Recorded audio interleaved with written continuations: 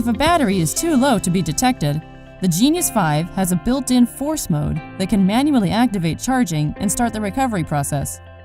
If the charger is plugged into AC power and connected to the battery, but does not come out of standby when the mode button is pressed, force charge might be required.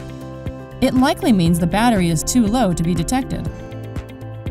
To access force mode, ensure the charger is connected to AC power and has a secure connection to the battery. Then, press and hold the mode button for approximately 7 seconds.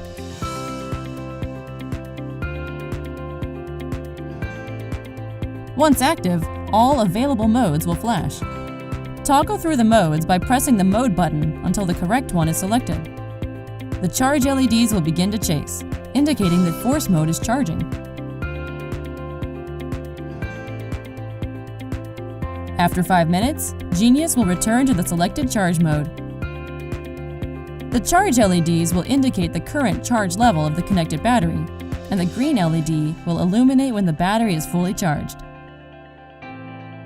If the charger returns to standby after the forced charge cycle, it likely means the battery should be tested by a professional.